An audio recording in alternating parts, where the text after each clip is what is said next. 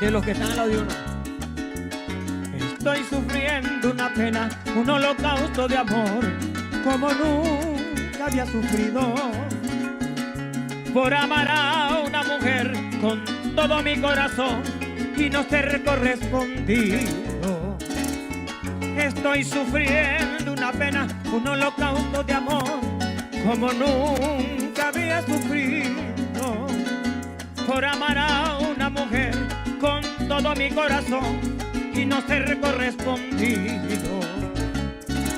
Quiero que el mundo lo sepa, que lo pregone en la brisa, no me avergüenza decirlo.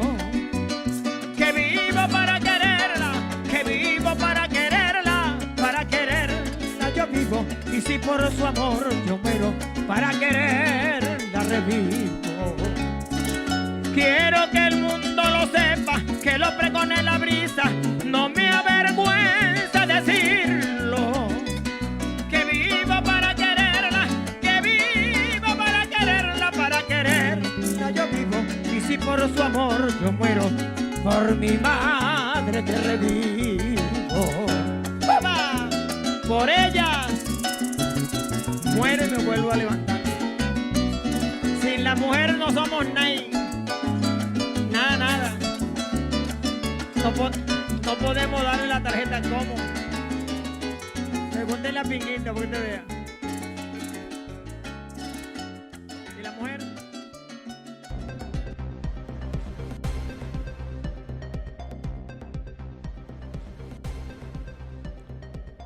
Un saludo a toda y toda nuestra audiencia, de verdad, desde aquí, de nuestra televisora, la Fuerza Armada Nacional Bolivariana. En paz, la patria, con el amor, con nuestro ámbito cultural, que es nuestra esencia. Porque cuando arranca referente informativo, tiene que arrancar con una visión de lo que es hoy nuestra venezolanidad. Y es por ello que siempre hacemos resalte a lo nuestro, marca país hecho en Venezuela. Hoy tenemos un invitado de lujo, como siempre, el profesor Víctor Teotisco. Doctor, bienvenido, profesor. Buenos días, gracias. Él es en este momento vicerrector académico de la Universidad Simón Bolívar, pero es estudioso de la geopolítica. Es importante hoy, porque queríamos arrancar nuestro programa, apreciado profesor, analista, de lo que ocurre en la globalidad, porque siento que hay una gran cantidad.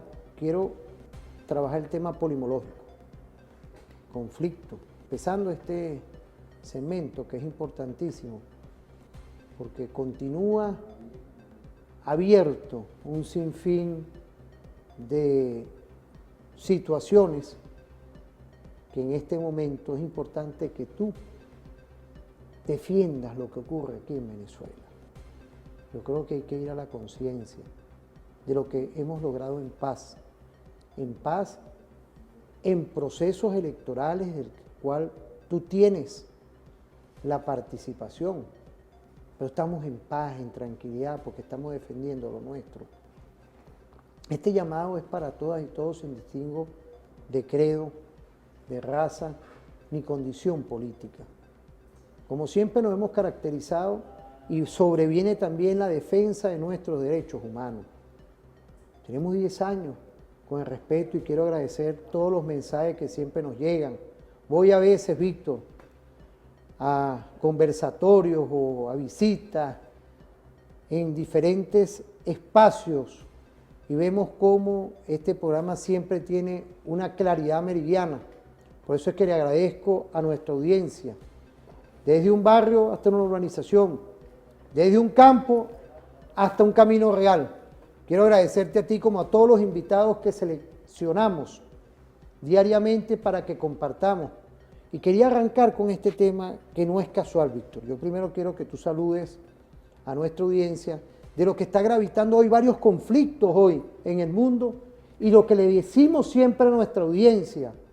La Venezuela de hoy hay que mantenerla en paz, en unión popular, militar y policial. Saludar a nuestra Fuerza Armada, a nuestros órganos de policías, pero igualmente a un pueblo todo, al empresariado, al poder popular. que hoy está gravitando en lograr con la Constitución algo que es alejarnos, condenar y neutralizar las 1040 medidas coercitivas unilaterales. Bienvenido. Yo quería que nos diera un saludo como siempre, una apreciación, porque tenemos unas cápsulas de video de lo que nos está llegando, lo que ocurre hoy en el mundo. Sí, bueno, un saludo a la audiencia de TVFan y una audiencia crítica e informada gracias a este programa. No, gracias a ustedes también, Víctor, por favor. Porque yo siempre he visto que veo, no solamente veo siempre tu programa cuando tengo tiempo, y la variedad de tus invitados, la variedad de los temas justamente te hace que tu audiencia, que es una audiencia fiel, que crece, digamos, se va informando, no en cápsulas, sino a profundidad en cada una de los temas que tratamos internos y externos del país, ¿no? Particularmente la situación geopolítica internacional que se está, digamos, formando, se ha venido desarrollando este año y del año pasado en esta especie de caos programado que viene siendo diseñado por en este caso, vamos a decir, el gobierno de los Estados Unidos a través de Trump, pero que hay un trasfondo además, hay un grupo por detrás mucho más grande. Fíjate, Víctor, vamos a ver esas cápsulas porque de verdad vemos hoy como el gobierno de Israel sigue contra Gaza, contra nuestro pueblo palestino. Vemos hoy como, es extraño, ¿no? Pero ver hoy como la misma Unión Europea, el mismo gobierno de Estados Unidos, pareciera que hoy como que andan buscando que este señor presidente o vocero, ¿sabe?, del gobierno de Israel. ¿Por qué hablo así? Porque para mí él debería estar ya preso por toda la gran cantidad de delitos de lesa humanidad que ha cometido, y con el respeto a la hora y a ustedes, audiencia, ya que siento de verdad a veces un desprendimiento de cómo resiste hoy nuestro pueblo palestino y toda la solidaridad que hoy está llegando de parte del gobierno chino, de parte de nuestro gobierno y de todo un sinfín de pueblos y gobiernos. Pero quería ver estas cápsulas porque no es casual ahora que esos estados profundos, tradicionales, estén también pronunciándose contra el genocidio que ocurre hoy en contra del pueblo palestino. Vamos a ver esas cápsulas, por favor. Hora Central Europea, nos vamos a hablar de la Comisión Europea, porque la Unión Europea ha anunciado que va a revisar el acuerdo de asociación con Israel a raíz de la reclamación de un grupo de 17 países, entre ellos España, presentada en base al artículo 2 relativo a la necesidad de respetar los derechos humanos ante la situación, dice este informe, insostenible e inhumana en la Franja de Gaza. Así lo han confirmado varias fuentes diplomáticas que aseguran que una mayoría de países se ha sumado a las peticiones realizadas por España, Irlanda, Eslovenia, Luxemburgo por un lado y por Países Bajos por otro, que ya contaba con el apoyo de una decena de Estados miembros por otro. Es evidente que la situación se ha deteriorado notablemente desde esta reunión, incluso en una serie de cuestiones en las que la Unión Europea ha expresado su clara preocupación. Por lo tanto, dicen, ha llegado el momento de dar sentido al artículo 2 del acuerdo de asociación entre la Unión Europea e Israel con medidas concretas y significativas, dice la carta remitida por España, Irlanda, Eslovenia y Luxemburgo. Lo ha confirmado la alta representante de Política Exterior de la Unión Europea, Kaja Kallas, solo unas horas después de que el Reino Unido también haya anunciado que rompe su acuerdo de libre comercio con Israel. Y en cuanto al acuerdo de asociación y su revisión, vamos a lanzar este ejercicio y esperamos que se desbloquee el paso de la ayuda humanitaria para que mejore la situación. Nosotros que vamos a seguir mirando al presidente de Estados Unidos, última hora de Axios. Trump cada vez más frustrado con Netanyahu. Se habla de que está aumentando la presión, frustrado por la guerra en Gaza, quiere que Netanyahu termine con esto ya. Según funcionarios de Estados Unidos, Trump se ha sentido frustrado por la guerra en curso en Gaza y molesto por las imágenes del sufrimiento de los niños palestinos. Ha pedido a los asesores que le digan al primer ministro israelí, Benjamin Netanyahu, que quiere que termine con esto. Los funcionarios niegan que Trump esté dispuesto a abandonar a Israel o que esté ejerciendo una presión intensa sobre sobre Netanyahu, pero admiten crecientes diferencias políticas entre un presidente que quiere poner fin a la guerra y otro que la está expandiendo masivamente. Dice literalmente que el presidente Trump está frustrado por lo que está sucediendo en Gaza, quiere que termine la guerra, que los rehenes regresen a casa, que entre la ayuda y que comience la reconstrucción de Gaza. En los días transcurridos desde el viaje de Trump a la región, Estados Unidos ha presionado a Israel y a Hamás para que acepten una nueva propuesta presentada por Steve Witkoff. Las negociaciones no avanzan mientras el presidente de Estados Unidos está cada vez más frustrado. Vance también abandonó sus planes para viajar a Israel y ahora habla de que la presión sobre Netanyahu sigue creciendo. Los líderes internacionales también han hecho presión con Francia, con Reino Unido y con Canadá, emitiendo un comunicado este lunes y con esta última hora de Axios que habla de un Trump cada vez más frustrado, más enfadado con Netanyahu, quiere que termine ya la guerra en Gaza. Ojo, dos últimas horas importantes en este momento.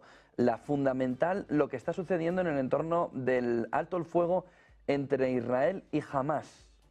Netanyahu acusa a estas horas a Hamás de renegar del alto el fuego y poner en peligro ahora mismo ese acuerdo entre Israel y Hamás. El primer ministro israelí se niega a convocar además una reunión de su gabinete para aprobar el acuerdo, por lo que deja en el aire, en una especie de suspenso, esa opción de que el acuerdo se aplique con todas sus consecuencias.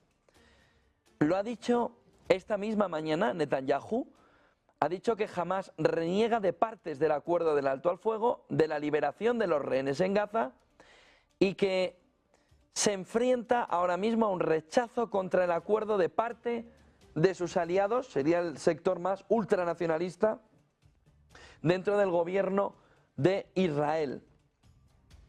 Los mediadores saben que habían anunciado ayer miércoles por la noche que se había llegado al acuerdo, pero el gobierno de Netanyahu, que cuenta con el apoyo de dos partidos de extrema derecha, se opone amargamente a cualquier acuerdo e insiste en que los detalles finales que quedaban por resolver y que son clave, tendrán que ser resueltos. Ojo, porque está diciendo Israel que Hamás estaría dando marcha atrás. Israel además ha dicho que no fijará una fecha para una reunión del gabinete. Y el gobierno además ha dicho también que hasta que los mediadores no anuncien que Hamás ha aprobado todos los detalles del acuerdo, no se va a firmar, por lo que está en peligro a estas horas el alto el fuego entre Israel y Hamás unas horas después de haberse alcanzado el acuerdo. Por lo que Netanyahu a estas horas acusa a Hamás de renegar del acuerdo de alto al fuego, momento clave y peligroso a la hora de entender cuáles pueden ser las siguientes horas y sobre todo el next step alrededor de ese acuerdo entre Israel y Hamás. Fíjate, ¿por qué es importante esta información? Porque ya esto, y todos lo sabemos, y la audiencia que se está conectando ahora, esto es una guerra histórica del que fue despojado el territorio al pueblo palestino de una gran parte.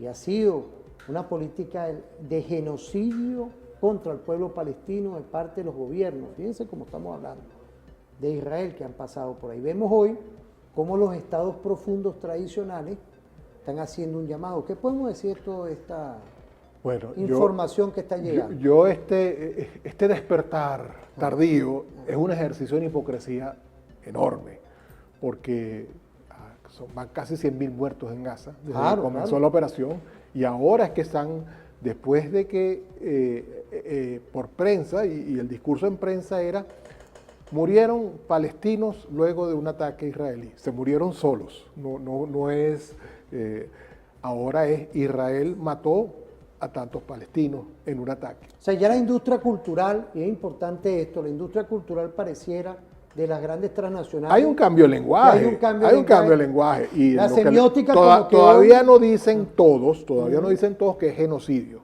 ¿Ok? Pero yo quiero decir particularmente, cuando Hitler, en Alemania, la Alemania nazi, que sabemos que fueron casi 7 millones de judíos, 2 millones de gitanos, cantidad de prisioneros republicanos españoles que fueron a las cámaras de gas o fueron fusilados.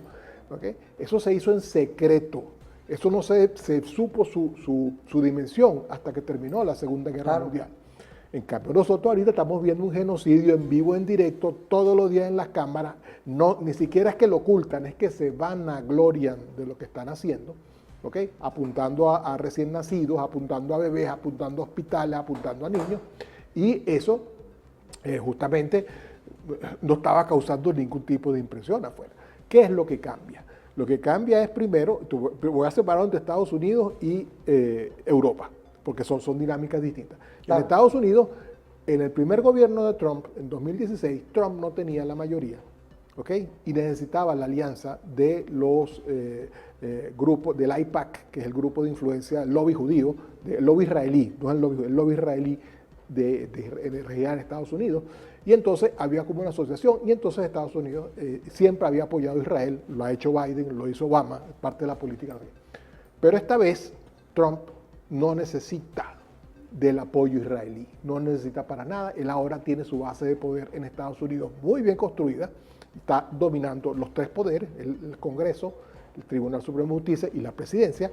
Está incluso pasando por encima de la Constitución, porque no solamente una presidencia imperial, es una presidencia dictatorial, ¿okay? Que decide saltarse por los aires los propios artículos de la Constitución estadounidense. Y en la semana pasada hizo un tour por el Medio Oriente. Fue a Arabia Saudita, fue donde Arabia Saudita prometió invertir algo así como 5 billones de dólares en Estados Unidos.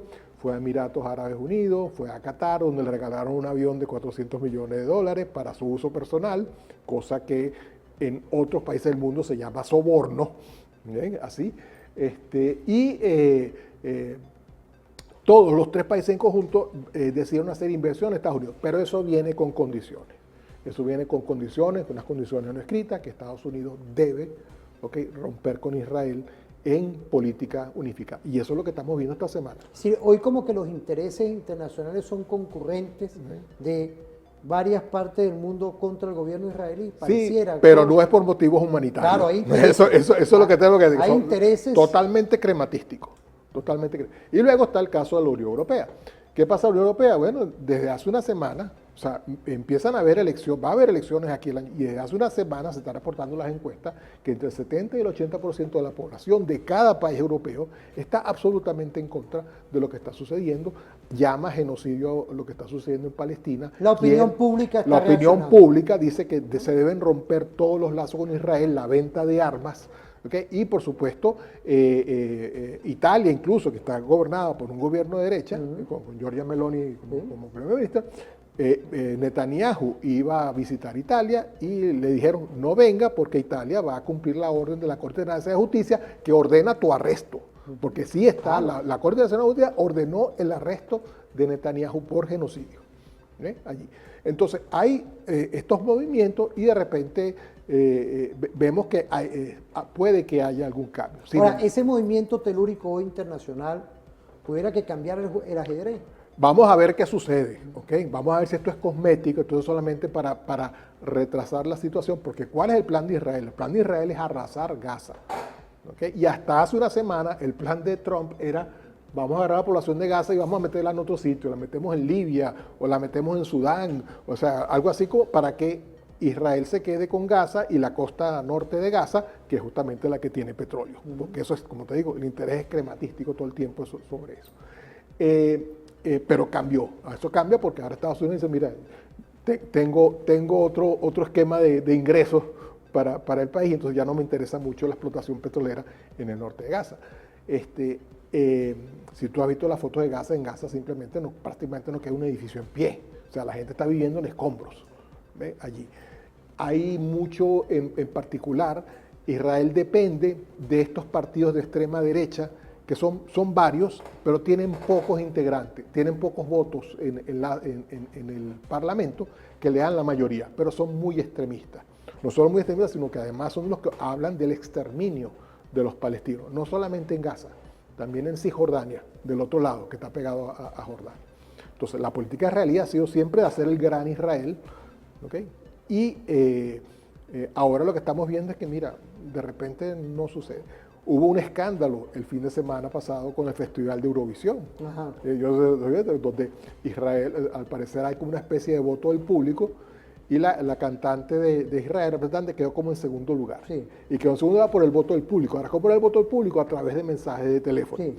Y lo que hizo el gobierno de Israel fue pagarle algo, se gastó millones y millones de dólares para que la gente enviara mensajes desde cada uno de los países a favor de la cantante Es israelí. decir, opinión pública hoy de Europa y intereses que tiene el gobierno de Estados Unidos pareciera que están hoy abocados a lo que es el clamor mundial de gobiernos progresistas, empezando por el de nosotros, con todo el respeto, no es que uno sea celoso ni nada, sino que cuando estaba nuestro comandante Chávez aquí, nuestro presidente diplomático Nicolás Maduro Moro siempre ha declarado, inclusive en escenas internacionales como el caso de la CELAC y todo los BRIC, ha estado nuestra voz de paz, de solidaridad contra el pueblo palestino, del genocidio que está ocurriendo allá.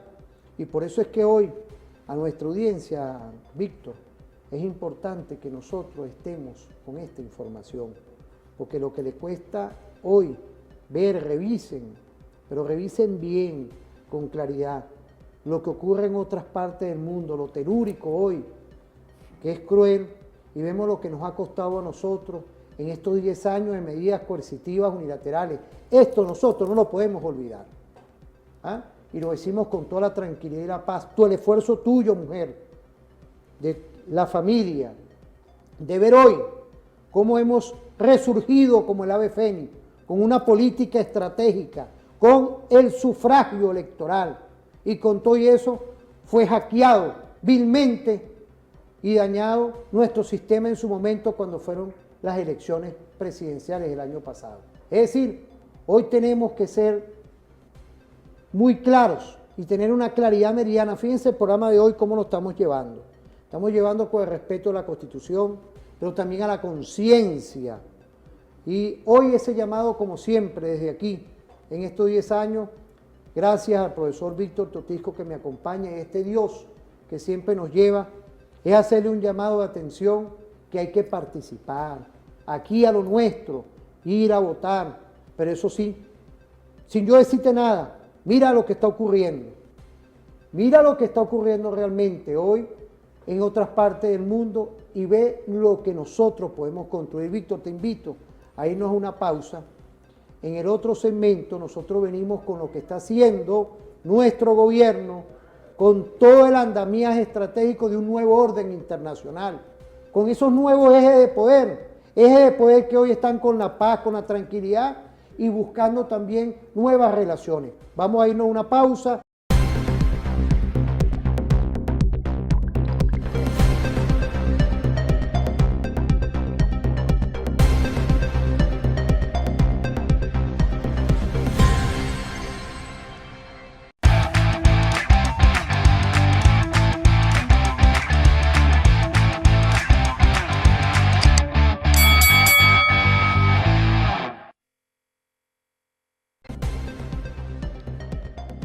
Fíjate, Víctor, ahorita que estamos conectados nuevamente, ¿no? Quiero saludar a toda la audiencia. Hay un detalle ahí con esto que quedamos, que es importante, fíjate, que es que hoy vemos cómo hay un movimiento telúrico con respecto a los conflictos. Está igualmente la operación contra el nazismo que tuvo que operacionalizar el gobierno ruso, que tiene el gobierno de Ucrania, y atrás está la OTAN. Esa OTAN que hoy pareciera que mágicamente se está dando cuenta que dentro de sus países los pueblos están retumbando porque existe un genocidio en contra del pueblo palestino. Pero en cuanto a toda esa telúrica, tenemos que hablar de la Venezuela de hoy, de por qué está en paz. Ahí tenemos todo un material de la gira estratégica que realizó nuestro presidente en los 80 años de la gran victoria que hizo nuestro pueblo ruso lo que era la Unión de Repúblicas Socialistas Soviéticas, hoy la Federación Rusa. Quiero agradecer los mensajes que nos llegan. Tremenda plaza en Plaza Venezuela. Aquí quiero agradecerle de verdad, porque son esos territorios de los espacios públicos que hay que ir ocupando para la recreación. Yo creo que hoy es importantísimo que tengamos esa visión de ir ocupando espacios públicos para la recreación, pero también para el recuerdo y el estudio del por qué está eso ahí, para que veamos que esa operación fue contra el nazismo, contra Hitler y todo un andamiaje, que si no hubiera venido en ese momento el movimiento estratégico de la Unión de Repúblicas Soviéticas Socialistas, tuviéramos hasta ahorita, quién sabe qué hubiera pasado ahí. Bueno, vamos a ver, Víctor, ese material audiovisual para que tú tengas ahí un tiempo, como te dice la audiencia, para que nos expliques todo esto, ante la embestida imperial que está ahí telúricamente con conflicto, está el gobierno de hoy, que ante 1040 medidas coercitivas está hoy llevando una agenda internacional en el nuevo orden internacional. Vamos a verlo. Para firmar un acuerdo con el fin de ampliar la cooperación bilateral. En los años que están por venir, con el tratado que vamos a firmar por 10 años, bueno, ver florecer las relaciones entre la Gran Rusia, hoy potencia principal de la humanidad, y Venezuela desde Sudamérica luchando en el ideal de Bolívar y de Hugo Chávez. Así que estamos muy felices de compartir con ustedes esta gran fecha. Rusia es uno de los grandes aliados de Venezuela y el Kremlin resalta al país caribeño como un socio fiable. Caracas y Moscú, que colaboran en materia de energía, transporte, logística y salud, estrecharon su relación durante la presidencia del fallecido Hugo Chávez y siguieron ampliándose con Maduro. Putin y Maduro han firmado un acuerdo de asociación estratégica con el que quieren profundizar las relaciones comerciales entre ambos países en diferentes ámbitos, incluido el energético. Con este encuentro con Maduro, Putin ha empezado lo que el Kremlin llama un maratón de reuniones bilaterales. Rusia y Venezuela, Asociación Estratégica para el Desarrollo. Venezuela hace historia. Junto al presidente Nicolás Maduro y la primera dama Cilia Flores, quienes fueron recibidos en el Gran Palacio del Kremlin para participar en el desfile que conmemora los 80 años del Día de la Victoria sobre el fascismo. El evento tuvo lugar en la emblemática Plaza Roja de Moscú. Allí, más de 29 jefes de Estado se reunieron para acompañar al presidente Vladimir Putin durante una ofrenda floral ante la tumba del soldado desconocido. Más de 10.000 soldados rusos marcharon con orgullo como símbolo de la victoria sobre el nazismo en 1945, hecho de gran significado no solo para el pueblo ruso, sino para toda la humanidad. La participación del jefe de Estado Nicolás Maduro en este evento reafirma los lazos históricos de solidaridad entre el pueblo de Lenin y el pueblo de Bolívar contra el imperialismo y el fascismo. Más tarde, el presidente Nicolás Maduro se reunió con el líder del gigante asiático Xi Jinping, fortaleciendo lazos de cooperación y fraternidad entre ambas naciones. Caracas y Beijing revisaron el mapa de cooperación conjunta que se ha fortalecido ampliamente, especialmente durante la presidencia del comandante Hugo Chávez, convirtiéndose en una asociación estratégica integral. Hoy estamos verdaderamente en la puerta de un mundo multipolar, donde han surgido nuevos ejes de fuerza, nuevas potencias, superpotencias como la China, como Rusia, y van surgiendo un despertar de nuevas regiones como América Latina y el Caribe. Allí vamos nosotros con el ideal de Bolívar, construir una patria eminentemente popular y absolutamente soberana. La definición que hicimos en septiembre de 2023 de establecer una asociación estratégica para todo momento y a toda prueba está dando resultados. y fue una decisión tomada de manera pertinente y a tiempo. Creo que los grandes resultados que estamos obteniendo podemos multiplicarlos. Y estoy seguro que de esta reunión van a salir lineamientos bien contundentes y precisos para nosotros seguir avanzando juntos. Me alegro mucho de encontrarme con nuestro viejo amigo, el presidente Maduro, esta vez en Moscú. Estoy dispuesto a trabajar con usted para seguir profundizando la cooperación práctica entre nuestros dos países, para impulsar las relaciones entre China y Venezuela. Estamos unidos a un nuevo nivel y para crear mejor los intereses de ambos países. La participación de Venezuela en estos espacios multilaterales ratifica los avances en la política internacional sobre la base de la diplomacia bolivariana de paz, basada en el respeto mutuo, la cooperación y la autodeterminación de los pueblos, consolidando así las relaciones de Venezuela con el resto del mundo. Estados Unidos ha abusado durante mucho tiempo de las sanciones unilaterales ilegales y de la llamada jurisdicción de largo alcance para intervenir de manera descarada en los asuntos internos de otros países. China se opone firmemente a esto. Hacemos un llamado a Estados Unidos para que cese de interferir en los asuntos internos de Venezuela. Elimine las sanciones unilaterales ilegales impuestas a Venezuela y haga más cosas que favorezcan la paz, la estabilidad y el desarrollo de Venezuela y otros países. No hay ganadores en una guerra comercial o en una guerra de aranceles, y la imposición de gravámenes adicionales y aranceles solo conducirá a que las empresas y los consumidores estadounidenses sufran mayores pérdidas. Fíjate, es importante esto porque nosotros no nos hemos quedado en palabras, sino que son 10 años hoy que vemos, inclusive está empezando un nuevo periodo, tú me lo decías ahorita, un nuevo periodo presidencial 2025-2031.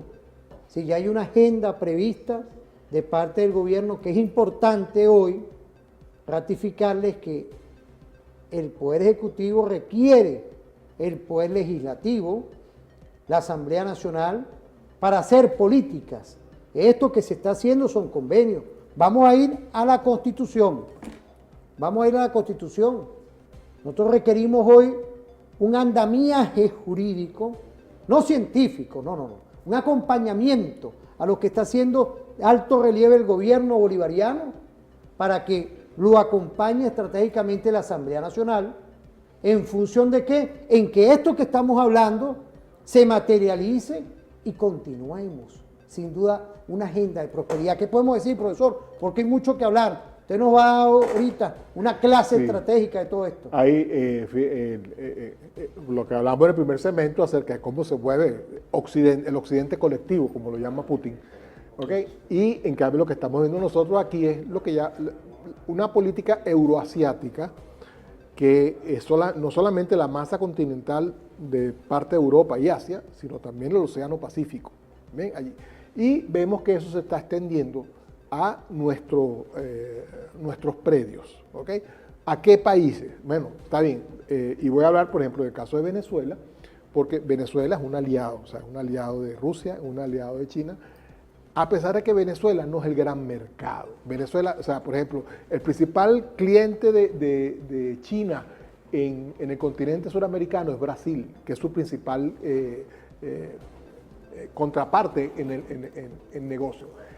Tiene negocio también con Argentina, pero Venezuela es estratégica por un montón de razones, la posición geográfica, el hecho de que es un productor de energía, pero también porque es un desafío a la hegemonía, esta hegemonía en decaimiento que nosotros estamos viendo como en la formación de un nuevo orden económico mundial, un nuevo orden geopolítico mundial, y nos permite trabajar. Entonces, ¿cuál es la política del presidente Maduro? La política venezolana. En estos 4 o 5 años que vienen, pues vamos a seguir desarrollando esos lazos, los lazos energéticos con Rusia, los lazos tecnológicos con China, esa triangulación que estamos haciendo para poder completar el mercado chino, porque además nos están esos aliados importantes, y también podemos meter Turquía e Irán aquí, nos permiten a nosotros de alguna manera obviar estas medidas coercitivas, más de 1000 medidas coercitivas unilaterales que se aplican al país. Yo no dejo de mencionar que hay una flota de petroleros y de mercantes alterna. En Europa y en Estados Unidos la llaman la flota fantasma, pero no es fantasma, es simplemente alterna, está asegurada por aseguradoras chinas, usa pilotos rusos o de otras nacionalidades que crean un sistema de transporte comercial alterno que permite evitar o más bien conlleva a ese deterioro del imperio talasocrático que Estados Unidos tuvo durante el siglo XX. La política, ahorita lo vemos, ¿no? ¿Qué es lo que hace Venezuela? ¿Qué ha tratado de hacer? Bueno, simplemente poder funcionar dentro de una economía de guerra, pero una economía que lleva a la población prosperidad o, digamos, mejoras económicas. Y eso no deja de amenazar. Tú por ejemplo, mencionaste las elecciones del próximo domingo, y también nosotros este lunes nos sorprendió una información del Ministerio de Información, Justicia y Paz, del Ministerio de Interior, Justicia y Paz, sobre un intento de alterar las elecciones, un intento de sabotear las elecciones, de generar un clima de guerra sobre el proceso electoral, ¿no? Y que fue atajado.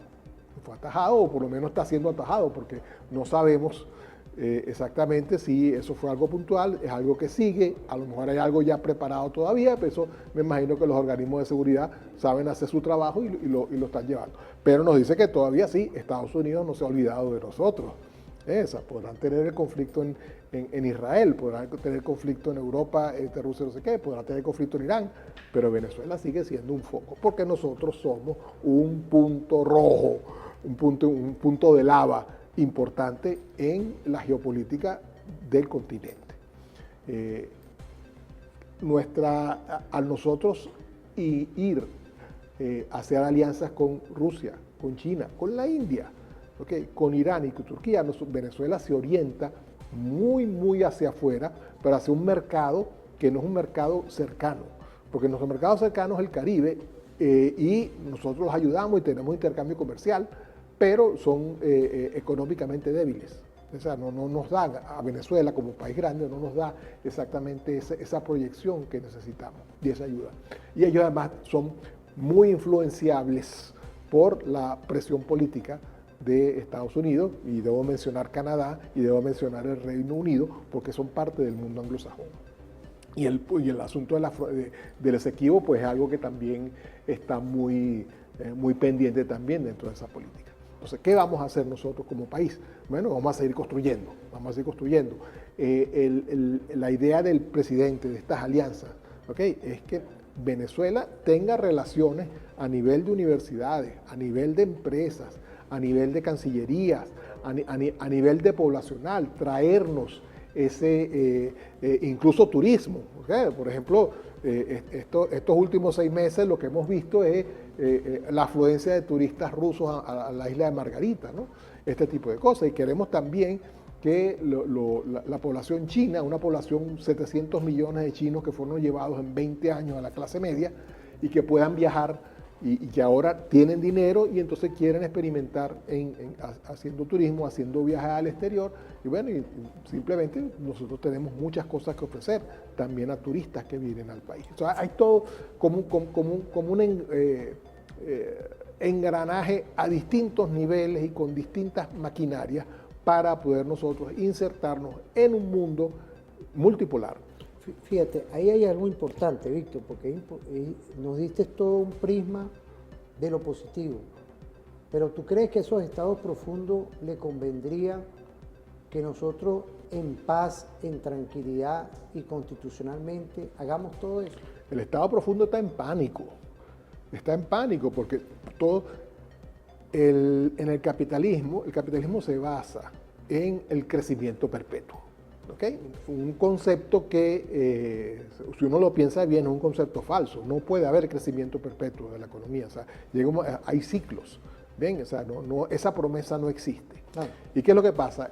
Todo depende de si tú consigues nuevos mercados, pero lo que está sucediendo es que más bien los mercados se están abriendo hacia otros actores. Es decir, nosotros tenemos que estar alerta. Sí. Nosotros tenemos que estar alerta. Ahí. Quiero felicitar, tú me disculpas con todo respeto, a los organismos de inteligencia, de contrainteligencia, de seguridad ciudadana, al Ministerio de Interior, del Poder Popular para Interior, Justicia y Paz. Porque yo creo que hoy, ante toda esta vitrina internacional que logró el presidente de la República, Nicolás Maduro Moro, yo creo que a esos estados profundos, a esas corporaciones que están gravitando hoy telúricamente, se le está abriendo una brecha en su bolsillo. ¿Por qué? Porque nosotros tenemos todos los elementos de la tabla periódica en nuestro territorio. Hoy vemos cómo hoy tenemos que cuidar esto que tenemos. Te invito a ti, sin condición política, económica, social, espiritual, de ningún tipo. Defendámoslo de nosotros. Yo creo que esa puede ser la consigna, Víctor. Nosotros, incluso en cosas pequeñas de cómo debemos nosotros ver el mundo. ¿Bien? Nosotros tenemos que ver el mundo de manera política. Estados Unidos, por ejemplo, ahorita controla de hecho el canal de Panamá, ¿okay? Y está tratando de hacer lo mismo con el estrecho de Magallanes, con China, con Argentina y con Chile, cerrar eso. ¿Por qué? Porque la idea es cerrarle el comercio a China. O sea, el problema de Estados Unidos que tiene con China es que China es ahorita la maquinaria económica del mundo y la única manera que tiene es de cercenarle todas las vías de comercialización. Eso es una tarea en este momento imposible. No es posible esta política de Trump de hacer regresar el capital a los Estados Unidos para montar, volver a traer todas esas empresas de tecnología que se deslocalizaron de Estados Unidos hacia la India, hacia Indonesia, hacia China principalmente. No es posible volverlas a traer. Y te voy a dar el caso principal. Los principales apoyos de Trump son las grandes empresas que son parte también, que soportan el Estado profundo. Y eso incluye las empresas armamentistas. Y voy a dar el caso de Apple. China, cuando Apple decidió fabricar los iPhones, montó las fábricas en China. Y perfecto. Y las condiciones chinas para poder montar la fábrica de manera barata era que Apple diera una transferencia de tecnología hacia los suplidores, hacia los contratistas que hacían piezas determinadas. ¿Bien? Y entonces Apple tuvo que no solamente entregar tecnología, sino tuvo que entrenar personal, entrenar como 4 o 5 millones de chinos en el área de tecnología, para esa alta tecnología. O sea, no estamos hablando de mecánicos, de carpinteros, estamos hablando de ingenieros, estamos hablando de doctorados, estamos hablando en área de nanotecnología, electrónica, todo eso. ¿Y qué pasó con esas compañías? Esas compañías entonces se encontraron, en China, se encontraron con que Apple era solo su único cliente. Y cuando bajaban las ventas de los iPhones, o cuando había un cambio de tecnología en los iPhones, algunas de esas compañías entraban en bancarrota y se desaparecían. Entonces lo que decidieron esas compañías fue, mira, yo voy a mercadear, voy a hacer lo mismo para las empresas chinas. Y entonces se creó una industria competidora, que obviamente no era la intención de Apple. Esa industria empezó a fabricar partes para celulares de otras marcas, Xiaomi, Oppo, Huawei. Y entonces Estados Unidos se da cuenta que Huawei se está comiendo el mercado y le empieza a poner cortapisas. El anuncio es que esta semana es que Huawei ha desarrollado un sistema de operación para celulares y tablets e incluso computadores, se llama Harmony OS.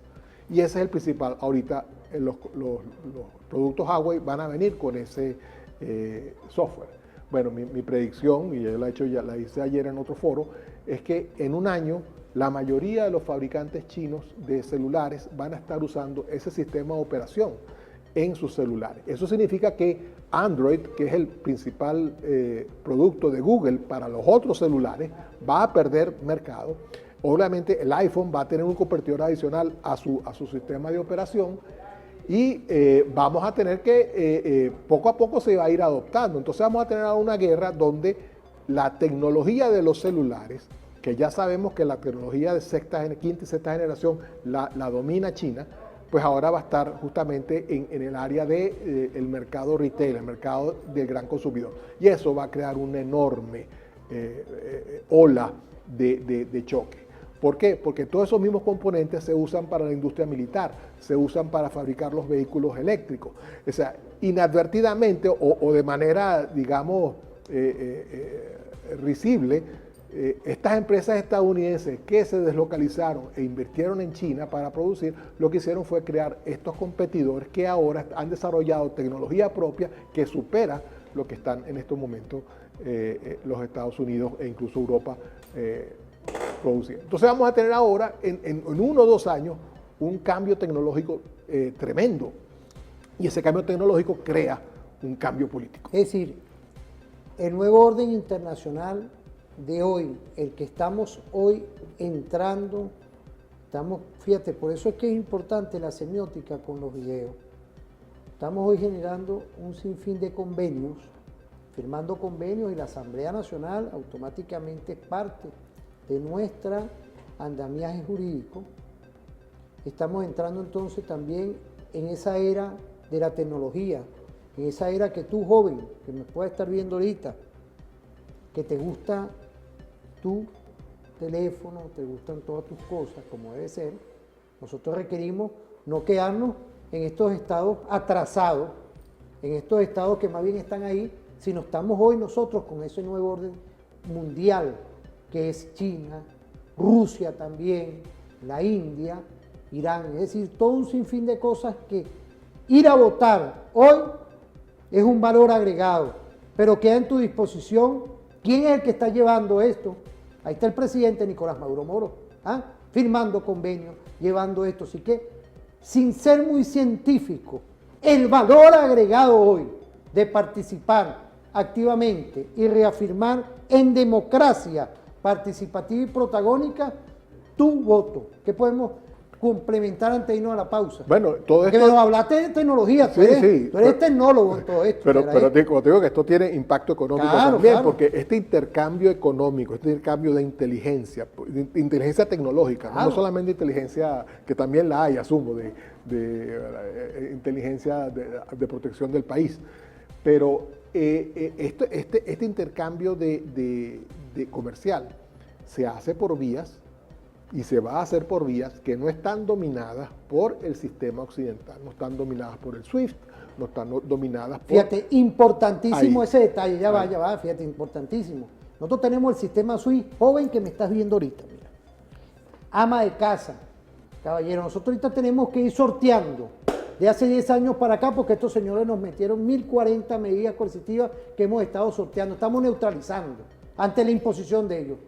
Pero con esto automáticamente estamos rompiendo todo eso. ¿Qué podemos...? Claro, porque creamos canales de flujo de dinero y de flujo de mercancías, porque ya hablé de la flota alterna, para la distribución de mercancías, que hace que te desligues de este sistema occidental, que, como dijo el premier chino, el ministro chino, lo que ha servido a Estados Unidos es intervenir ilegalmente en los asuntos internos de todos los países, creando unas alcabalas que son totalmente ilegales, porque el flujo de dinero tiene que pasar por los bancos en Nueva York Imagínate esto, la Secretaría del Tesoro de los Estados Unidos, que son los que manejan eso. Entonces, si eso sale, resulta que entonces, pero también pierdes poder económico.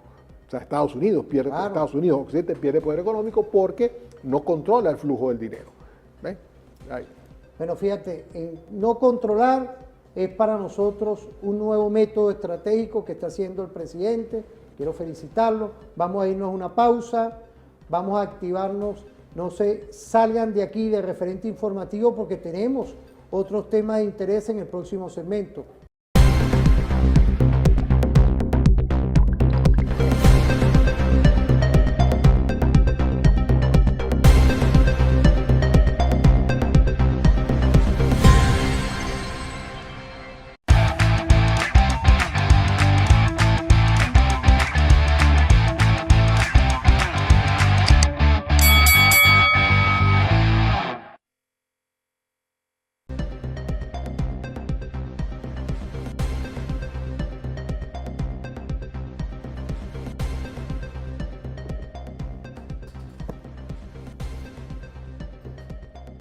Estamos aquí con la biblioteca, con todo esto que tenemos aquí, porque fíjate, nada más y nada menos estamos ahorita conectados con lo que en este segmento es importante, porque dentro de la lucha no armada existen elementos que son armas de guerra también.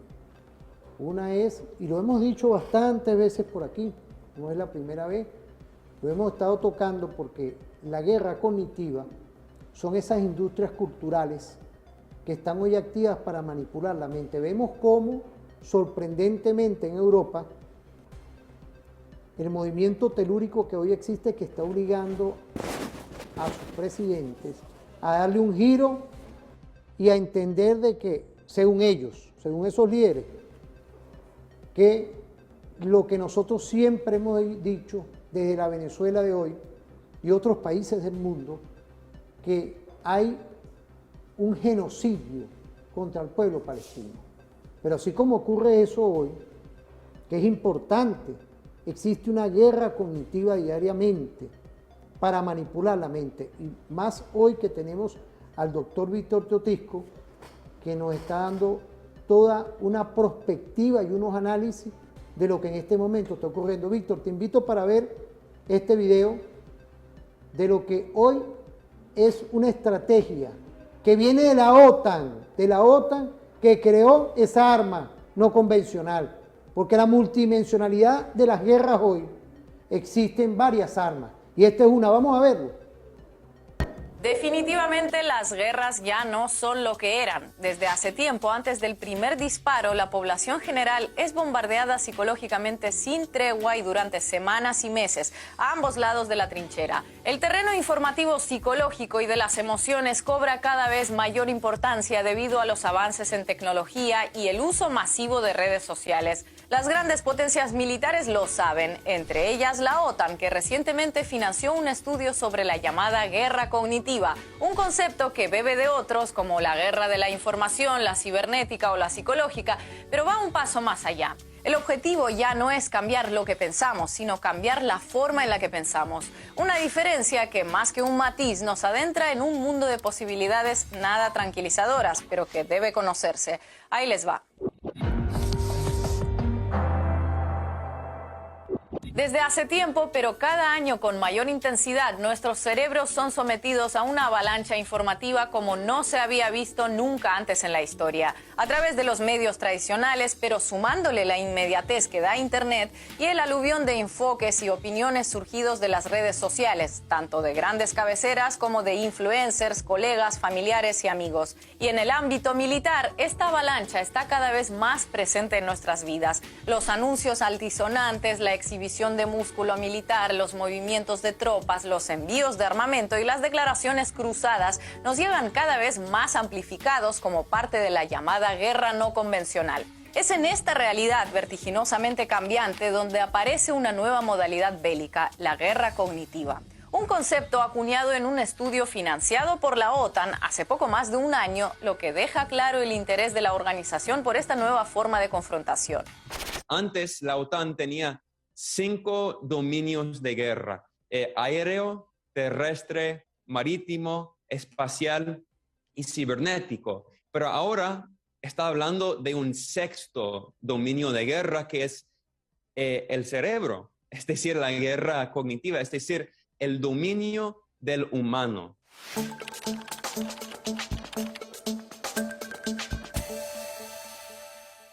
No solo es una cuestión de propaganda, no solo es una cuestión de amenazas, no solo es una cuestión de explotar el miedo, es explotar las debilidades del ser humano.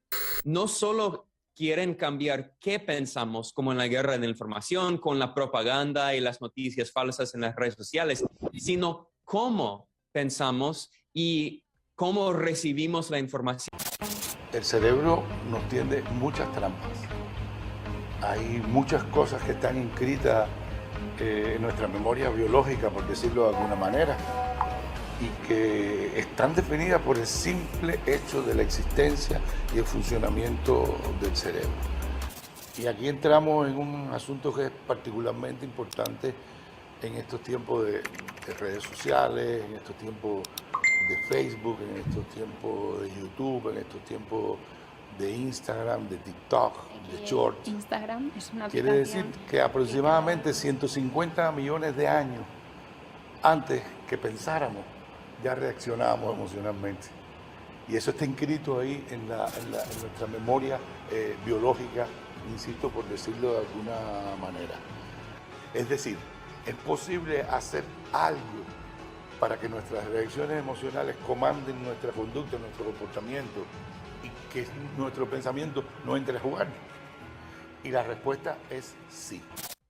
Fíjate, hay hoy una importante reflexión, porque vemos cómo las emociones, pareciera que hoy dentro de este mundo que telúricamente hay conflictos, tú que me puedes estar viendo ahorita, de verdad, yo quisiera entrarnos con nuestro investigador, nuestro analista, de lo peligroso que hoy está activo. Tenemos un próximo proceso electoral del que están participando en paz grupos que están con nuestro gobierno, pero también grupos que están dentro de una oposición democrática.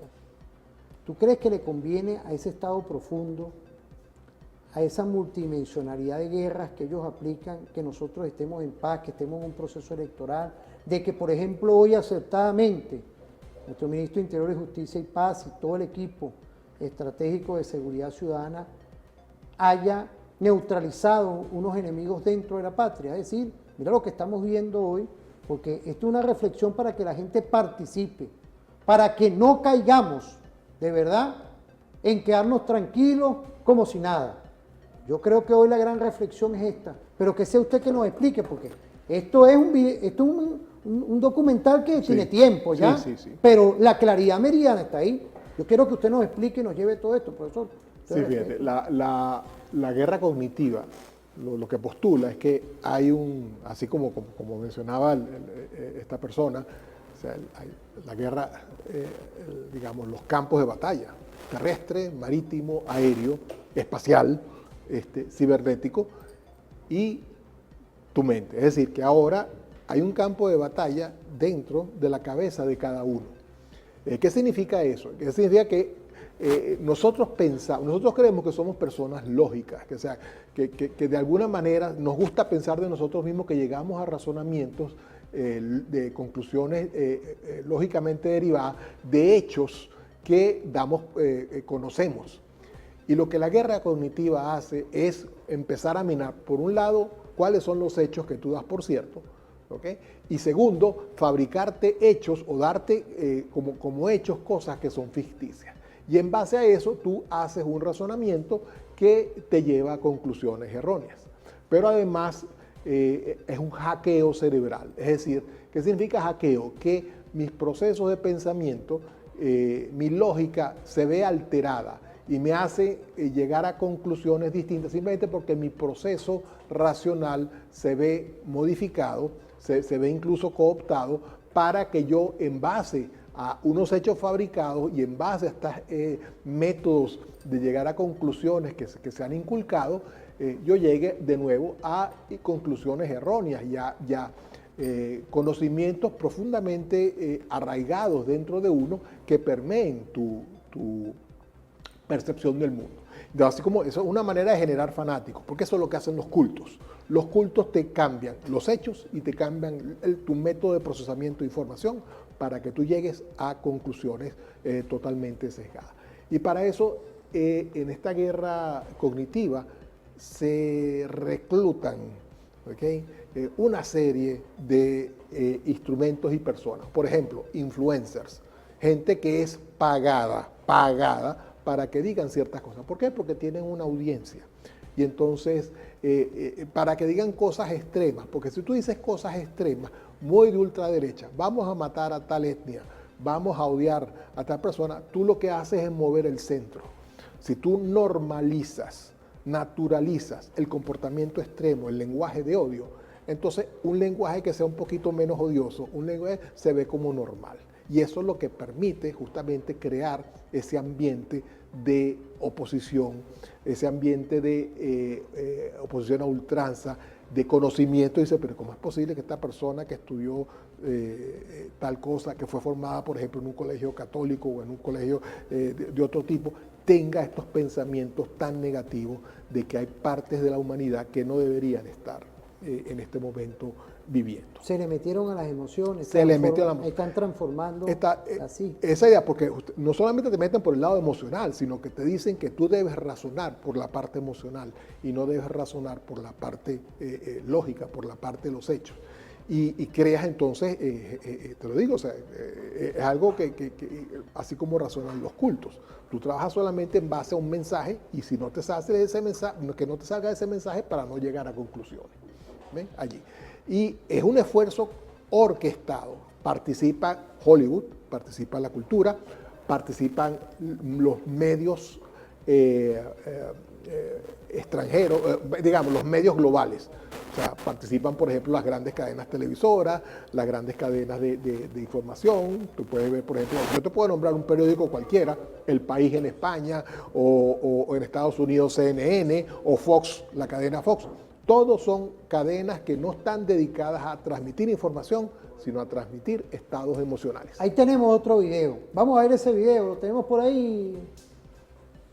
La era digital hiperconectada de hoy ha redireccionado las reglas de interacción y ha hecho que las fronteras previamente protegidas sean vulnerables a otro tipo de estrategias. La comunicación que nos facilita las redes sociales, la mensajería social y las tecnologías móviles se pueden explotar para influir en la información, las creencias, los valores y la cultura. El concepto de guerra cognitiva se ha convertido en un término recurrente en los últimos años. En el lenguaje militar, la guerra cognitiva tiene un amplio alcance, desde individuos hasta naciones y organizaciones multinacionales. Descubramos juntos qué es la guerra cognitiva. El término de guerra cognitiva se utiliza para definir acciones realizadas por métodos psicológicos, con el objetivo de provocar una respuesta planificada en el modo de pensar de otra persona. Se realiza utilizando una variedad de técnicas destinadas a influir en los valores nacionales, los sistemas de creencias, las emociones, el razonamiento o el comportamiento de las personas. Representa la idea de combate sin pelear, es decir, posiciona la mente como un espacio de batalla y un dominio disputado. Integra capacidades de ingeniería cibernética, informática, psicológica y social para lograr sus fines. Aprovecha Internet, las redes sociales y hasta medios de comunicación tradicionales para dirigirse a personas influyentes, grupos específicos y un gran número de ciudadanos de forma selectiva y en serie de una sociedad, con el objetivo de desbaratar sociedades enteras, sembrando dudas sobre gobernabilidad, desacreditando procesos democráticos, provocando disturbios civiles o instigando movimientos separatistas, y así lograr cambios estructurales a mediano y largo plazo en la forma de pensar de los seres humanos en general. En este tipo de guerra, además de la manipulación de las ideas, se intentará manipular la forma en que se producen. Las noticias falsas o fake news no son necesarias para lograr los objetivos de la guerra cognitiva. Un documento deshonroso de algún gobierno, pirateado de una cuenta de correo electrónico oficial, filtrado de forma anónima en un sitio de intercambio de redes sociales, es suficiente como para incitar alguna revuelta en cualquier nación del mundo. O simplemente una campaña que encienda las pasiones de los influencers y crear una controversia que se vuelva viral. Sería ingenuo pensar que el engaño, propaganda o la desinformación son fenómenos recientes. Dominar la narrativa, encender pasiones y prejuicios ha formado parte de los objetivos de la comunicación desde tiempos inmemoriales. Pero esta guerra cognitiva supera ampliamente la... Fíjate, cuando uno ve este material audiovisual, hablamos de emociones, hablamos un sinfín de cosas hoy. Por eso es que esto es importante, que tengamos conciencia realmente del arma que tenemos al lado, que es un teléfono. ¿Está? El arma, y cómo hoy tenemos que irnos moviendo dentro de lo que estamos haciendo a pulso el sector empresarial, el sector político, el sector comunal, llevando hoy una realidad a cuesta con 1040 medidas coercitivas, el sector de la salud, que también pega. ¿Pega por qué? Porque nosotros dependíamos prácticamente de ese imperialismo de las farmacéuticas mundiales. Es decir, todo está concatenado a lo que estamos haciendo hoy, que es la independencia, la soberanía.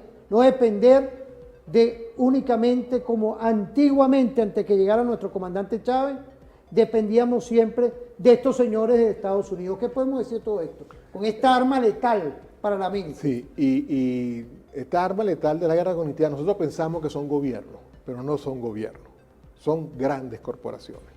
Son grandes corporaciones. Una corporación, por ejemplo, es BlackRock.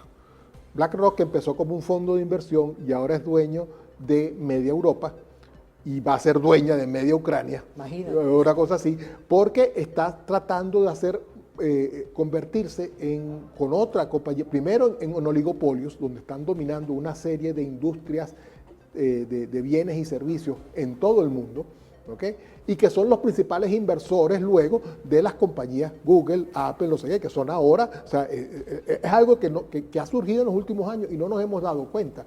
El Estado profundo pasó a ser empresas armamentistas, a ser estas empresas inversoras que están por detrás de las empresas tecnológicas. Y es algo que tenemos que ponerle el ojo, ¿okay? Porque pueden venir acá.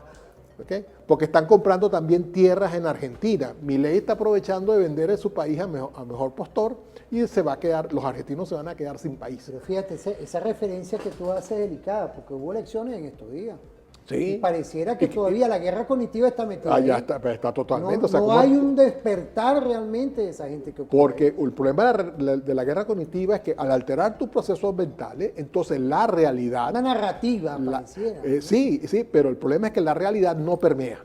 ¿Okay? Entonces tú estás viendo cómo se está llevando un país al barranco de manera deliberada y la población no reacciona. La población incluso creen que no, que lo está haciendo bien. O sea, una porción, o sea, es absolutamente demencial. Me gustó ese análisis, porque fíjate, eso va concatenado hoy con unas elecciones que el señor, bueno, ahí está, tiene su grado de credibilidad. Y vemos en el caso, yo digo, hubo elecciones en Portugal el fin de semana, gana la derecha. ¿Y cómo gana la derecha si la izquierda es la que ha logrado rescatar al país de la crisis? Bueno, parte del mensaje.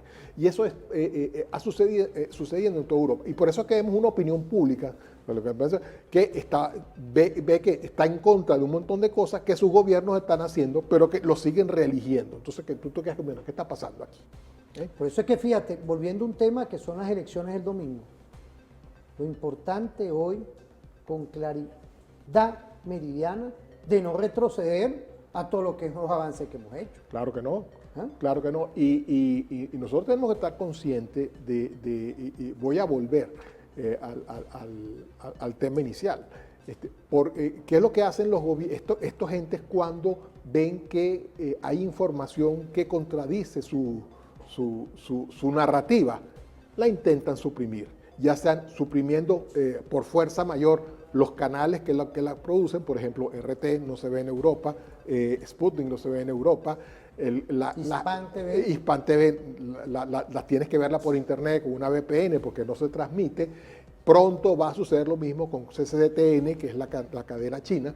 ¿Okay? ¿Por qué? Porque transmiten información que no es la información que se le está alimentando desde ciertas directivas a la globalidad. No, y cuidado con estos analistas que tenemos aquí que de repente también no desaparezcan, porque se ven que hay como una objetividad, nosotros lo presentamos a veces. Esta cultura, lo que llaman la cultura de la cancelación, pero es peor, o sea, porque hay amenazas físicas, hay amenazas a su vida. Y entonces nosotros tenemos que entender que eso es parte de la manipulación. Y lo voy a encadenar con la inteligencia, lo mencionó la persona ahí, de que tenemos 150 millones de años de un proceso de razonamiento. Mira, yo desde mi punto de vista ya como investigador, tú ves en la ciencia ficción siempre se hablaba de la inteligencia artificial pura, la inteligencia artificial lógica, que el señor Spock, el tipo que hacía unos razonamientos totalmente centrados en los hechos y en la lógica. Y resulta que por lo menos la historia de nuestro planeta es que la inteligencia se desarrolla con la emoción. ¿Bien? Significa que no podemos separar el concepto emocional del concepto de inteligencia. Y lo vemos en estas construcciones de inteligencia artificial, el ChatGPT, el Gemini y no sé qué, que sufren de crear hechos falsos, sufren de lo que se llaman alucinaciones digitales, porque al parecer eso es parte del proceso de inteligente.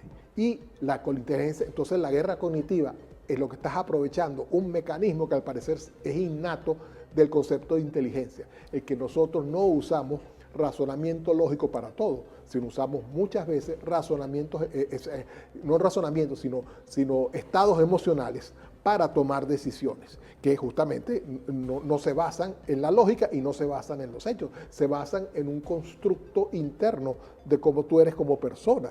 Bien, y si te manipulan eso, te hackean, porque es un hackeo cerebral, te hackean eso, entonces terminas con, digamos, siendo una persona distinta, con unos procesos foráneos que te fueron implantados. Al parecer, digamos, no te diferencias de un zombie. Es decir, en ese sentido, eres un zombie digital que estás razonando de acuerdo a cómo se te ha instruido, como si fuera un perro de circo, ¿okay? Un animal de circo que ha sido entrenado para hacer unas suertes. Y uno tiene que, ¿cómo se contrarresta? Bueno, una es, obviamente, aumentando la cantidad de medios que tú puedes ver. La otra es hacer que las nuevas generaciones, generar algo que siempre decimos, poder generar el pensamiento crítico dentro de en la juventud, ¿okay? En los profesionales, que sepan razonar, que sepan reconocer cuándo una información es falsa, cuándo un hecho es fabricado y cuándo un proceso de pensamiento es algo que nos ha sido implantado y no es algo que viene dado por el orden lógico de las cosas. Fíjate, es importante ahora nosotros hacer esta reflexión. Quiero agradecerle todos los mensajes que nos están llegando y hay una pregunta ahí que yo quisiera ahorita sacarla. Nos quedan unos minuticos ahí antes de irnos a la pausa. Es importante entonces la reflexión de estudiar hoy en profundidad lo que es esa guerra cognitiva. Ponernos a los venezolanos, tú como estudioso de la Universidad Simón Bolívar, de educación universitaria, es importante incorporar estos temas dentro de los planes académicos. Porque vamos con inteligencia artificial, sí, pero a la vez nos están hablando, discúlpame ahí el inciso, quiero agradecerle a todas y todos que nos están viendo ahorita, para no dejar ese tema ahí.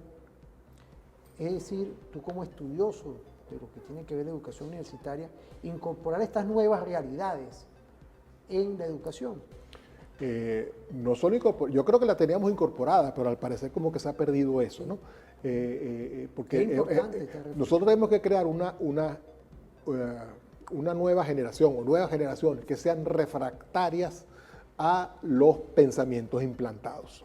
O sea, que es decir, que tengan unos procesos de adquisición de conocimiento basado en hechos y unos procesos de razonamiento basados en reglas lógicas, ¿okay? En un contexto, análisis de un contexto. ¿Por qué? Porque, y la manera de hacer eso es a través de la confrontación de ideas, no es a través de darte un único mensaje. ¿Bien? O sea, por ejemplo, dice, no, vamos, si el resto del mundo está enseñando ideologías de derecha, nosotros vamos a solamente tratar temas de progresismo y temas de... Coincido contigo. Así. No, nosotros tenemos que ver que la gente se dé cuenta que hay planteamientos antagónicos, que hay planteamientos antitéticos. Me parece muy bien. Ahí, de manera que te das cuenta cuáles son las contradicciones evidentes y de ahí el razonamiento dice, ok, esta es la verdad. Vuelve a la conciencia. Vuelve a la conciencia. Pero vamos a irnos a una pausa. Te agradezco, de verdad, mira, en caliente, los que nos están viendo ahorita. Universidades como Carabobo, Zulia, saludar a la central, a docentes y estudiantes.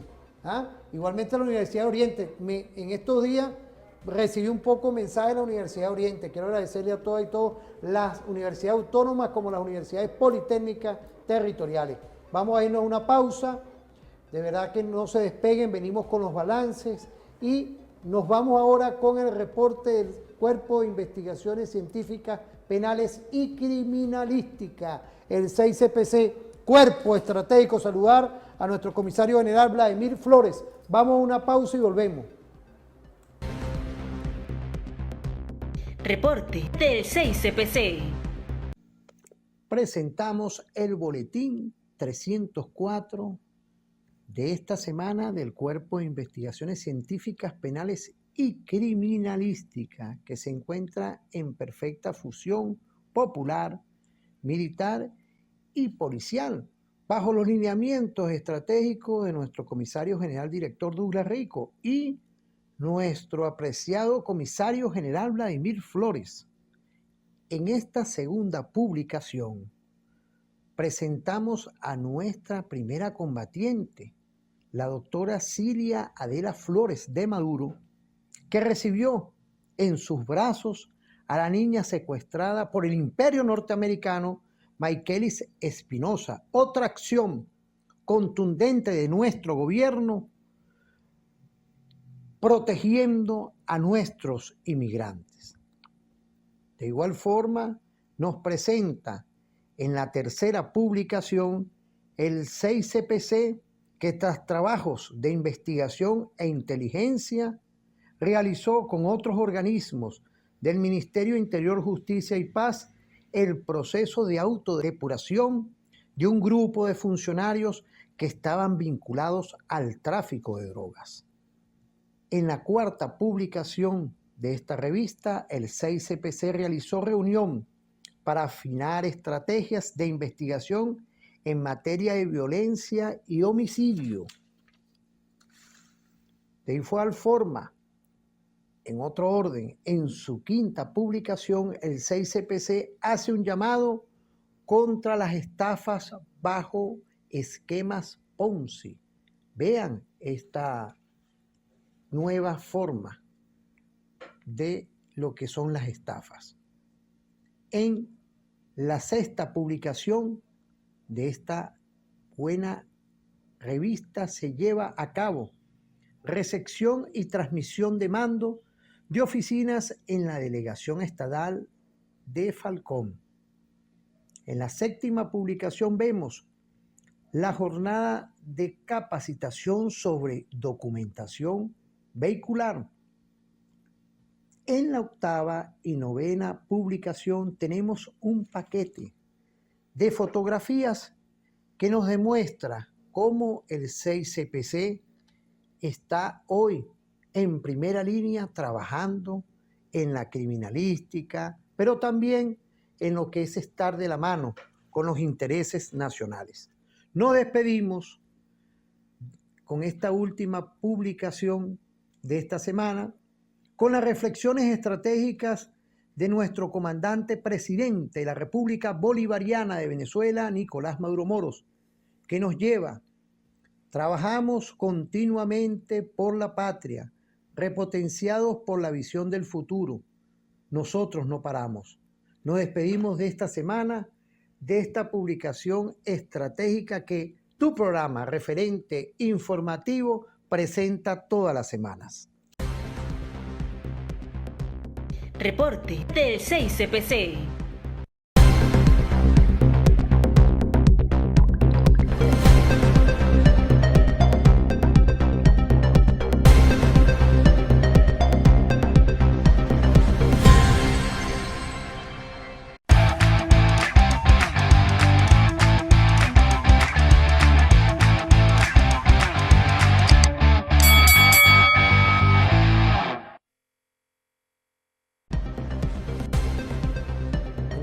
Vale, mira, fíjate, ahorita culminando el programa, no podía faltar aterrizando la Venezuela de hoy, la Venezuela de en paz, la Venezuela de elecciones participativas, protagónicas y del poder popular, como me dicen por ahí, las elecciones de los proyectos, ¿ah?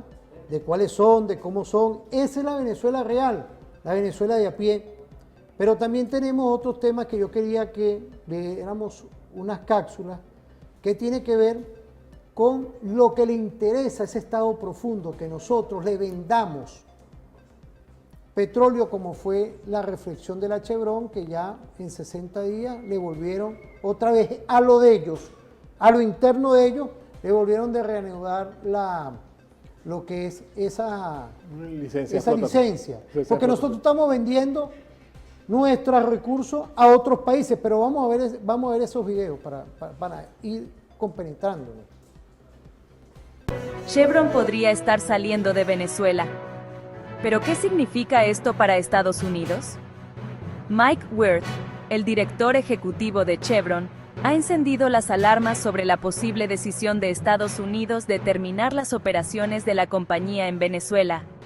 Él argumenta que tal medida podría tener consecuencias graves para la seguridad energética de Estados Unidos, mientras que aumentaría la influencia de China en la región. Weird destaca que las refinerías de la costa del Golfo están diseñadas específicamente para procesar el crudo venezolano, lo que lo hace vital para las necesidades energéticas de Estados Unidos. Sin Chevron, China, que ya es un comprador importante de petróleo venezolano, podría intervenir, lo cual, según advierte Weird, no conviene a los intereses de Estados Unidos. Actualmente, Chevron es la única compañía estadounidense que opera en Venezuela. Si se va, es probable que las compañías de China y Rusia expandan su presencia. Esta posible salida se debe a la decisión del gobierno de Trump de descontinuar la licencia de operación de Chevron. Los intereses geopolíticos y económicos son altos. Si Chevron sale, Estados Unidos podría enfrentar mayores vulnerabilidades energéticas y una mayor influencia extranjera en el hemisferio occidental. Venezuela tiene una relación petrolera importante, siendo el gigante asiático el principal comprador del crudo venezolano. Esta cooperación se basa en un modelo de préstamo por petróleo, donde Venezuela suministra petróleo a China a cambio de financiación y apoyo económico. China ha sido el mayor receptor de crudo venezolano, incluso cuando las exportaciones venezolanas han sido afectadas por sanciones y aranceles de Estados Unidos. ¿Qué podemos decir, apreciado profesor? Porque esto está saliendo ahorita de lo que está ocurriendo en estos días, pues. Bueno, todo otro disparo en la rodilla de Trump. Así, ¿no? Ahí, porque ha intentado, todo lo que hace, como el chiste, todo me sale sal. En vez de todo me sale mal, todo me sale sal. Porque en Estados Unidos la política de Trump de los aranceles le ha estallado en la cara. Más que todo fue un show mediático para después volver a llegar a un acuerdo con China, prácticamente volviendo los aranceles a nivel original, pero mientras tanto se dañó el comercio entre los dos países, que era bastante grande. En el caso de Chevron es lo mismo, ¿no? O sea, Venezuela, Chevron no le paga ni un céntimo a Venezuela por el petróleo que extrae, porque es petróleo de deuda. O sea, debido a Venezuela tenía un contrato para suministrar a Chevron una cierta... Pero según hay un porcentaje que le queda a la República. Hay un porcentaje, pero no es. Venezuela no le vende a Chevron. O sea, Chevron extrae y se lo vende a Estados Unidos. Es así. Entonces, el negocio no es ese. El negocio no está allí. Entonces, lo que estaba haciendo... Es hacia el Estado profundo. Entonces, lo que estaba sucediendo era que Chevron ahora entonces no estaba vendiendo petróleo en los Estados Unidos, sino no recibe petróleo venezolano y por lo tanto no paga impuestos por ese petróleo. Entonces, el principal dañado en esa ecuación es justamente la economía de los Estados Unidos allí. Entonces, claro, viene ahora esta extensión de 2 meses más para que Chevron siga explotando y probablemente venga otra, porque esta decisión de Trump fue una concesión política a la base de Florida, ¿okay? A la base de venezolanos opositores que son los que apoyan a Marco Rubio, que es el que en realidad impulsó esta medida. ¿Ven? Es una medida política que tiene un terrible sentido económico para Estados Unidos. Para Estados Unidos, ¿no? Entonces se están dando cuenta y dicen, bueno, está bien, vamos a decir que sí. Decimos que hemos sancionado a Chevron, no a Venezuela, pero le quitamos la exención. Ahora, esa visión del presidente Nicolás Maduro Moros de seguir con las manos abiertas con la diplomacia bolivariana de paz es importante. Porque fíjense, ser un enemigo, esos gobiernos han sido siempre enemigos de nosotros. Sí, pero nosotros... Pero fíjense el calibre de hoy que tenemos un presidente que... No, Venezuela no tiene enemigos. O sea, como país, o sea, nosotros tenemos nuestra geopolítica de paz. Significa eso, que no tenemos enemigos, porque si tú eres enemigo estás en guerra. ¿Okay? Así, entonces tú tienes esta política de paz y tú quieres hacer, en realidad, tener buenas relaciones con todo el mundo, buenas relaciones comerciales, buenas relaciones diplomáticas, incluso relaciones humanas, en el sentido de no tengo por qué crear ese rencor como han creado países de América contra Venezuela, ¿okay? una cuestión de racismo, una cuestión de xenofobia, eso es una reacción de guerra, es una reacción que ellos sí se consideran en guerra con nosotros. Nosotros no. Venezuela nunca ha sido ese país de odiar a los demás. Pero si somos un país, que significa que si tú no quieres tener negocio con nosotros, ok, no. Hay otros que sí. Eso. ¿Ok? Y que no nos ponen esas condiciones leoninas y esas condiciones de sometimiento que nos quiere imponer. Lo que vimos en el segundo segmento, que es la agenda internacional con el nuevo orden internacional. Porque hay que hacer esa comparación ahorita. Ahorita culminando, porque es parte del balance. Ante esa imposición del gobierno norteamericano y sus aliados, nosotros estamos en un nuevo orden internacional. Sí, y por eso es que hemos sido desde 2014 una amenaza inusual y extraordinaria para Estados Unidos. ¿Por qué? Y lo decía incluso Bill Clinton, Venezuela es un mal ejemplo, se lo decía Chávez, porque no está siguiendo la dirección normativa de este occidente colectivo. Bien, no lo está haciendo, no lo va a hacer. Venezuela se abrió al mundo, y entonces por haberse abierto al mundo y porque nos impusieron estas 1000 y pico sanciones, son ahora, el único beneficio de esas sanciones es que nos hicieron abrirnos hacia otros mercados y hacia otras maneras de hacer las cosas de forma económica, y ahora somos menos permeables a influencias externas, por ejemplo, de Estados Unidos. O sea, no solo somos un mal ejemplo, somos un peor ejemplo entonces, ¿bien? Porque no funcionó la política. ¿Bien? Entonces, vuelven otra vez Estados Unidos con esta política de máxima presión que no funcionó inicialmente cuando estábamos en peores condiciones y que ahorita simplemente no va a funcionar. Entonces, por eso vienen estas concesiones de Estados Unidos, que es que si vamos a extender la licencia a Chevron, por un lado, pero por otro lado vamos a darle ese caramelito a las fuerzas de oposición golpista que están en el extranjero, que afectan además a los mismos venezolanos que se fueron del país con ese canto de sirena de que afuera iban a estar mejor, que el país estaba destruido, que iban a estar mejor en Estados Unidos. La Corte Suprema de Estados Unidos, antier, declaró que la expulsión de los venezolanos va a ser legal. Es decir, esos 300.000 venezolanos que estaban bajo el tratado ahí yo quería de ir, protección. fíjate, Nicolás dio unas declaraciones contundentes, que él está en contra de que a esos nacionales nuestros, y le abrió las manos nuevamente con el plan Vuelta a la Patria, lo estamos diciendo ahorita, hoy, en Venezuela se le abre las manos, pero a ellos le crearon una falsa expectativa con la guerra cognitiva, y ahorita los están prácticamente dejando en el limbo, vamos a hablarlo culturalmente allá, bueno, 300 y pico mil de venezolanos allá. Que Estados Unidos va a expulsar, según eso, y expulsarlos significa que los tiene que montar en un avión y mandarlos a algún sitio, porque Venezuela Venezuela los va a recibir, ¿okay? Pero Venezuela no va a hacer la inversión de expulsarlos de Estados Unidos, porque eso lo hace el gobierno estadounidense. Y según cálculos que echaron, dicen que cada inmigrante, sacarlo fuera son de $2.000 a $5.000. ¿Bien? Que es lo que, por cierto, cobra Bukele por recibirlos en la prisión de El Salvador, allí. Pero Bukele cobra 20.000 por cabeza. Bien, pero esto significa que entonces tú agarras y dices, okay, mira, son 300.000 venezolanos y son $5.000 por hacer todo el procesamiento de enviarlos fuera. Eso te da una cantidad importante de dinero, ¿entiendes? Entonces son miles de millones de dólares que vas a gastar. ¿Por qué? Si te convenía mejor tenerlos en tu país y que te produjeran algún tipo de beneficio económico como fuerza de trabajo. O sea, desde el punto de vista económico no tiene sentido, ¿ok? Y desde el punto de vista político tiene para satisfacer a una pequeña masa muy ruidosa. Pero fíjate, a nivel humano, a nivel social, yo vi al presidente, como siempre, él se adelanta 5 pasos a cualquier acción, porque ya él, como canciller que es, siento yo que las declaraciones, y lo felicito, ¿verdad?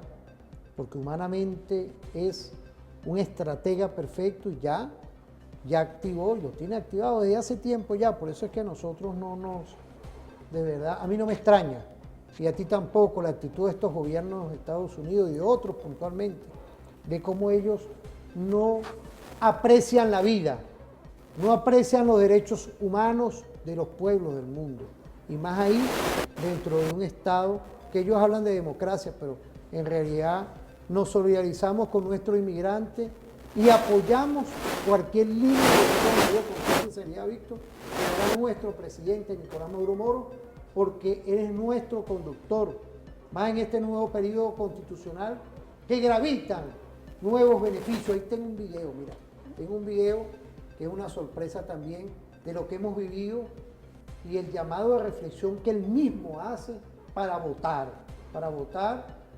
a todas y todos los venezolanos. Le hace un llamado, no sé si queríamos verlo, querías comentar algo. No, yo te quiero que simplemente hay, en esta parte de geopolítica hay mucho anumerismo. Ajá. Es decir, no echar los números para hacer los sí. cálculos. Porque 300.000 venezolanos, si vas a meter 250 en cada vuelo, son 4.000 vuelos. Claro. Ahí. Entonces, ¿dónde los vas a meter? 4.000 vuelos. Además, son vuelos de aerolíneas, que las aerolíneas estadounidenses tienen que producir. Entonces, sí, es una locura de Trump. Es una locura, absolutamente, porque ni siquiera en el lapso de 5 años vas a poder hacer. O sea, es absolutamente. Y en 5 años él no va a estar gobernando. Entonces, todo esto es, tarde o temprano se va a suspender este programa porque no es económicamente sostenible y es políticamente una recompensa muy pequeña, pero que además, digamos, no es factible desde el punto de vista logístico. Absolutamente. Pero la actitud de nuestro gobierno es una actitud más. Pero los vamos a recibir. Nosotros Claro, vamos a recibir venezolanos que van a estar aquí y cuando vengan se los va a recibir, se los va a llevar a su casa, porque todos ellos tienen familia acá, tienen donde llegar. No es que los están dejando en medio de un desierto. O sea, aquí van a estar protegidos, aquí hay la logística para que, porque se fueron engañados. ¿Okay? Y ahorita el país, incluso en el momento que se fueron, el país que están regresando ahorita está mucho mejor. Te agradezco ese comentario. Vamos a ir a ver el video de nuestro presidente Nicolás Maduro Moro, porque esa reflexión es contigo y con todas y todo. Hay que salir e ir a votar, porque lo que hemos vivido en estos 10 años no es poca cosa. ¿Vale? Vamos a verlo, vamos a ver. Pero el imperialismo estaba borracho de odio, de ambición y de deseo de venganza, y se lanzó con furia contra nuestro país. Y en unos días como estos, recuerdo clarito, era abril, veníamos saliendo del acto aniversario de la misión Barrio Adentro en coche, y arrancó lo que se llamó después y fue conocido como la guarimba del año 2017, violencia sistemática, daño, sangre, sudor, muerte y destrucción durante 120 largos días, encabezado por la Asamblea Nacional Opositora con Julio Borges como presidente.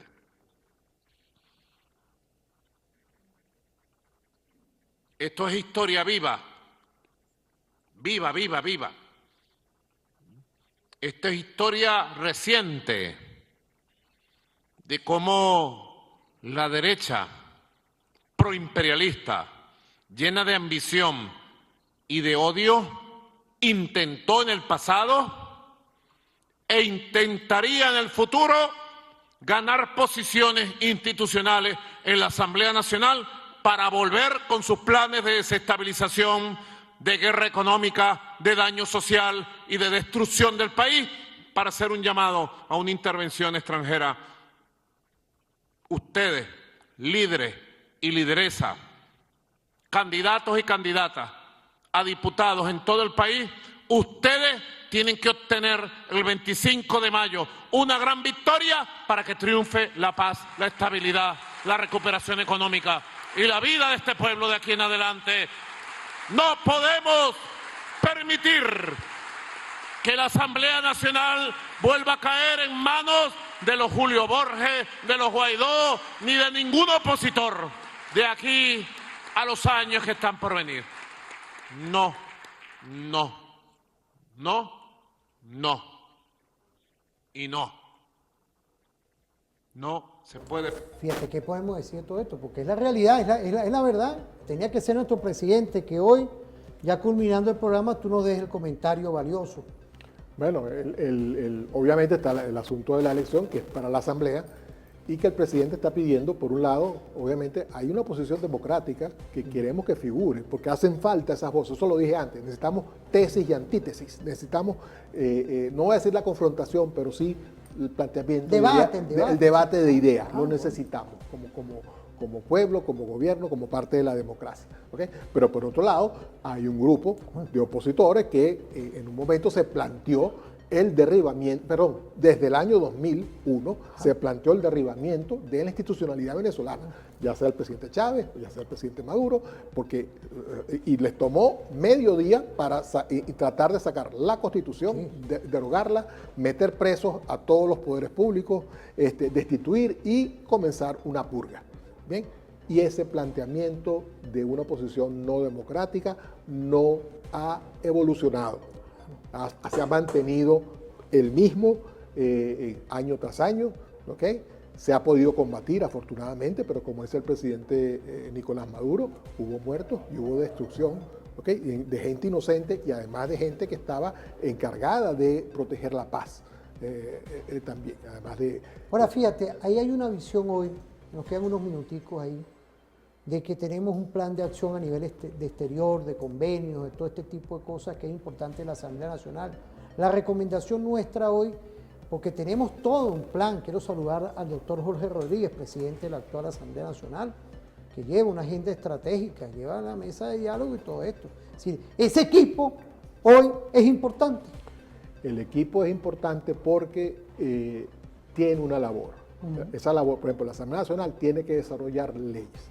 Porque en Venezuela se hizo una revolución que no cortó cabezas y que no tiró por, o sea, no arrasó con todo para comenzar una nueva estructura legal. Se creó una constitución y se fue elaborando instrumento por instrumento de forma gradual una construcción del Estado. Ahorita está planteado esta elección de esta asamblea para hacer eso, pero además está planteada una reforma constitucional. Bien. ¿Ahí? Y que eso también, ¿por qué? Porque los países evolucionan, las personas evolucionan y la dinámica evoluciona. Entonces necesitamos algunos ajustes para poder abrir el Estado comunal, por otro lado, pero también permitirnos unas libertades económicas. 2025, ¿sí? 2031 está ahí claramente un proyecto de beneficios para todo nuestro pueblo. Claro, y entonces nosotros lo hacemos, o sea, perfectamente. Si esto fuera de verdad un gobierno dictatorial, simplemente acabamos con toda la legalidad y trabajamos con simplemente a punta de decreto y a punta de la voluntad de quien quiera. No, esa no es la idea de... CNE, ¿cómo tú ves el CNE, Consejo Nacional Electoral? Bueno, el CNE tiene que... Están las llamadas, mira. Sí, no ya voy a decirle que todavía no queremos esa llamada. El CNE tiene una labor, porque el CNE, aunque tú dijiste que fue hackeado, en realidad fue estorbado. No hubo hackeo en el sentido que no hubo alteración de resultados, no hubo alteración de la transmisión, pero sí se logró impedir, digamos, una presentación de resultados temprana que dio pie a que se creara una narrativa, que era el plan, crear una narrativa externa, de guerra cognitiva. Volvemos al tema, ¿ok? Ese era el plan. Ahora no, ahora simplemente vamos a estar mucho más pendientes. Se han tomado mecanismos en el CNE para evitar que eso vuelva a ver. Yo creo que, por ejemplo, se va a impedir las conexiones desde el exterior. Eso es una idea que a mí yo pondría para que evitara ese nivel, pero perfectamente el CNE está preparado esta vez para poder enfrentar las elecciones como siempre. Bueno, Víctor, quiero agradecerte. Mira, hoy se nos acabó el tiempo, ¿vale? Saludo aquí, tenemos aquí a Demetrio, Francisco Flores, equipo de producción, a Wilder Vargas, tenemos todo este equipo perfecto, ¿vale? Quiero saludar a todas y todos desde aquí, desde la República Bolivariana de Venezuela, enviarle un saludo afectuoso, nos vemos en otra oportunidad, con tranquilidad, con la paz y el amor, nos vemos. Ya por ahí tenemos el reporte de Nicolás con la Feria del Cardumen. Nos vamos con ese reporte y que pasen feliz día. Reporte de las Ferias del Cardumen.